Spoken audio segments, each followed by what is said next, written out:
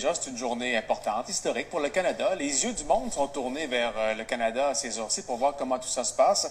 On vous a demandé depuis hier, est-ce que vous avez des interrogations, des questions, des inquiétudes liées à tout ça, que ce soit de légal ou sur la santé des consommateurs de pot. Alors, on a invité avec nous François-David Bernier, avocat, qui collabore très souvent à l'émission. Bonjour, François-David. Bonjour. Merci à l'émission. Et un spécialiste aussi, André Gingras, qui est là, qui a écrit des ouvrages aussi sur le pot et qui a longtemps fait des conférences. Et vous en faites encore d'ailleurs sur les effets sur le pot et tout. Alors, on a des questions du public.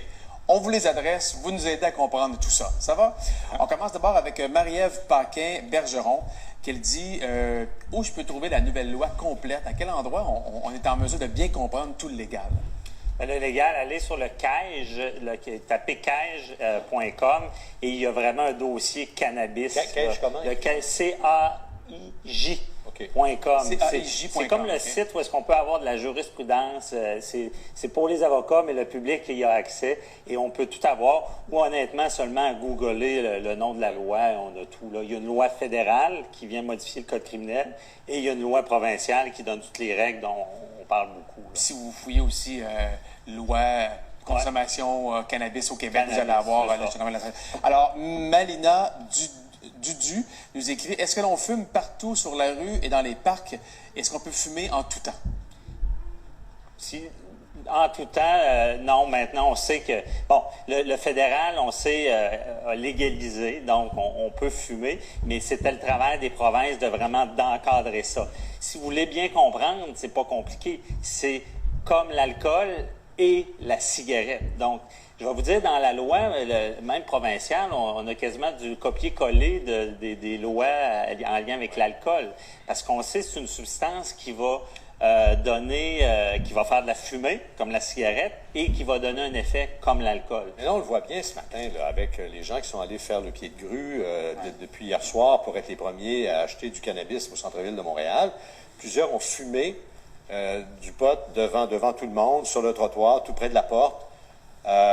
En théorie, ça contrevient à la réglementation sur le tabac. À Montréal, la réglementation sur le cannabis calque celle du tabac. Donc, ils sont contrevenants, mais la police nous dit ce matin, nous, là, c'est vraiment pas notre priorité, on n'ira pas arrêter ce monde-là ce matin.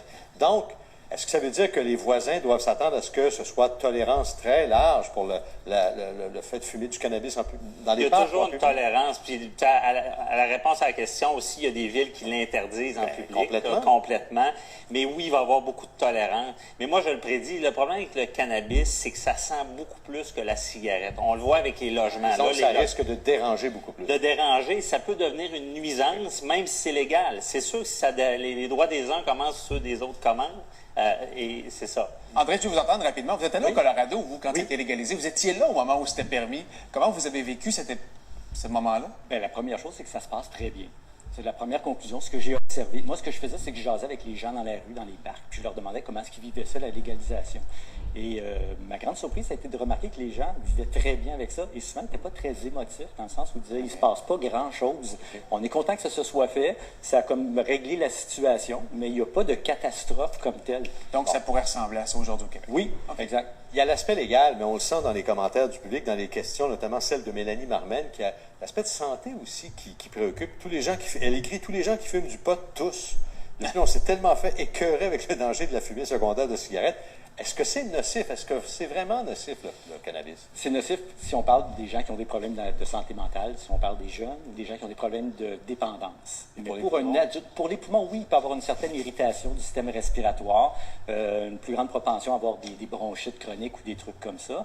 Mais pour le reste, pour la santé en général, il faut comprendre que c'est une plante médicinale d'abord et avant tout, le cannabis. Même Justin Trudeau l'a dit hier. On ne le fait pas parce que c'est bon pour la santé, on le fait parce qu'on veut décriminaliser la drogue. D'ailleurs, parlant de santé, Fanny Chamberlain, je veux savoir si les lois vont changer pour le cannabis médical. Ce n'est pas récréatif dans mon cas. Ai-je les mêmes privilèges qu'un fumeur régulier?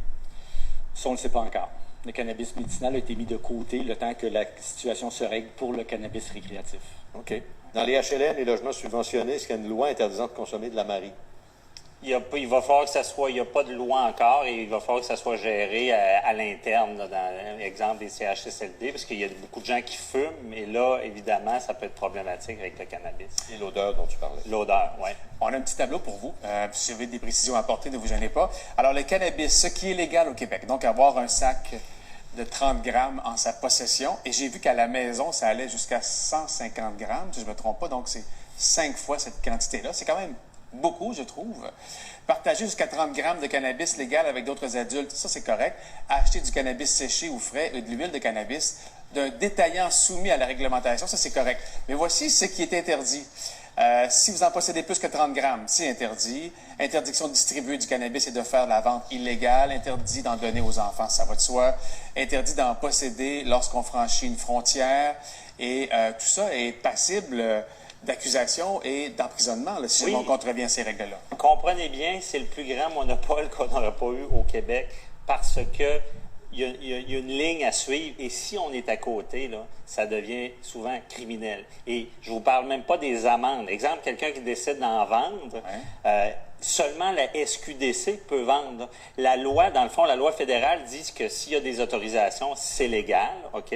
Mais la loi provinciale est venue dire que seule la SQDC peut vendre. Donc, un autre vendeur va commettre un acte criminel. Il faut bien le comprendre. Mathieu, il y a d'autres questions aussi que tu as vues sur le web pour nous. Absolument. Sur notre page Facebook, on avait cette publication. Vous avez été nombreux à réagir. Il y en a qui ont peut-être acheté de l'alcool pour leur petit frère ou pour leur cousin, cousine. Ça s'est déjà fait pour leur party. Qu'est-ce qui arrive si on achète du cannabis à un enfant d'âge mineur, quelqu'un qui aurait 16 ou 17 ans, qui en demande à un adulte? Quelles sont les peines qui peuvent être encourues pour cet adulte-là? Je pense que ça peut aller jusqu'à plusieurs années d'emprisonnement, hein? Oui, bien, au départ, ça peut être une amende, sauf si on considère que c'est une distribution, même indirecte, ça pourrait, oui, être une accusation criminelle. Mais honnêtement, sur le terrain, est-ce qu'on va accuser? Je ne sais pas. Ouais. Mais c'est certain qu'il peut y avoir des amendes, puis éthiquement, moralement parlant, non, ça ne fonctionne pas. André, vous qui côtoyez ce milieu-là par vos connaissances et par vos témoignages que vous recevez et que vous transmettez aussi, comment vous voyez ça, là, présentement, ce qui se passe au Québec? Toutes nos questions, nos interrogations, nos inquiétudes face à ça? Là, il y a beaucoup d'inquiétudes, ça c'est clair. Avec les messages qui ont été véhiculés dans les dernières semaines, les derniers mois, c'est un peu compréhensible aussi.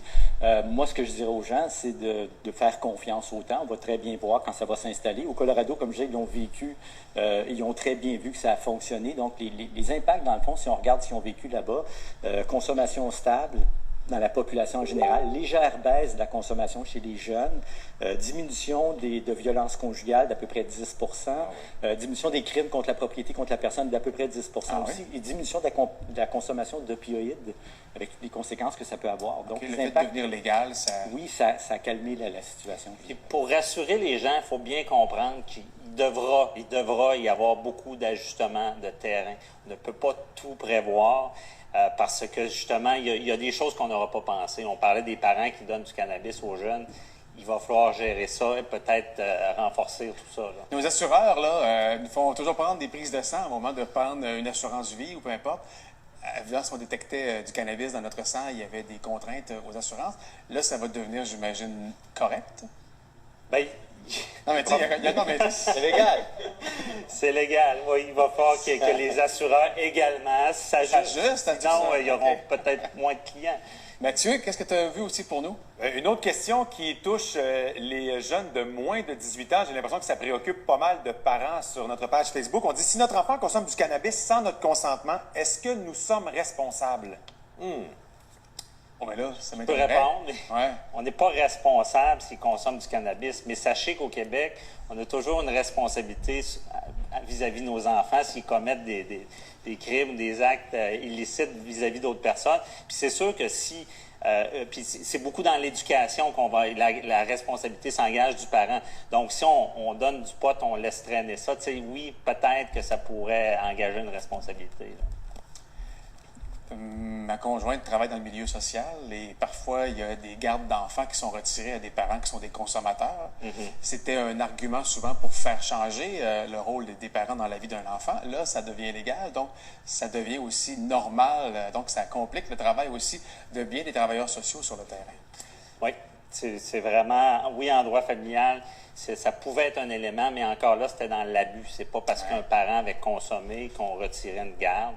Donc, le fait que c'est légal, évidemment, si on peut dire, ça paraît mieux. Je veux dire, on ne pourra pas reprocher à quelqu'un de consommer quelque chose qui est légal. Mais encore une fois, c'est l'abus. Est-ce que ça cause des problèmes? Est-ce que ça nuit aux enfants? C'est ça qu'on va valider. Très rapidement, vous avez vu la mise en marché au Québec, des boutiques du gouvernement, puis un comptoir, puis il y a des affiches, puis il y a la force, 3 degrés de force. Est-ce qu'on s'y est pris de la bonne façon? Est-ce qu'on est assez clair pour que le public... Bien, à mon avis, non. Il va vraiment manquer de succursales. Si on veut prendre la place du marché noir, je veux dire, c'est pas avec 12 succursales. Non, on en vise 150 là, dans 3 ans. Oui. Bien, pour vous donner une idée, pour le Colorado, qui est un État plus petit que le Québec en termes de population, là-bas, il y a 600 succursales, dont 150 à peu près dans la ville de Denver seulement. Ouf. Alors, si on regarde Montréal, qui a 3 succursales, on est loin du 150 à Denver et 3 à Montréal. OK, donc on s'entend que c'est graduel. Est-ce que là-bas, il y a des boutiques pour consommer, genre comme il y a à Amsterdam? Non, à moins que ça soit arrivé dernièrement. À l'époque où je suis allé, à l'été de 2017, il n'y en avait pas. Okay. Non. Bon, alors, je pense que c'est des discussions qui sont amorcées. On va parler aussi du pot au volant. Ça, c'est un autre dossier. Ça, c'est zéro, non? Tolérance zéro. Zéro. Faut-il le détecter? Il faut le détecter. Il y a des agents évaluateurs. Déjà, il y a un jugement qui est sorti où est-ce qu'on n'avait pas respecté l'avis de l'agent évaluateur. Donc, c'est à venir sur le terrain, ça aussi. Je pense qu'il y a même 600 policiers à peine qui sont formés là, pour détecter tout ça, mais la machine n'est pas fiable apparemment. Alors... Exactement. Détecter la présence de métabolites dans le corps ne prouve pas que la personne est affectée. Ça va être un autre débat. Ça sera comme l'alcool au départ. C'était beaucoup contesté, les appareils de détection. Bon, alors, j'ai envie de dire célébrons, c'est pas le cas, mais apprenons à vivre avec cette nouvelle réalité. Ajustons-nous. Ajustons-nous. C'est ça. Merci. Merci.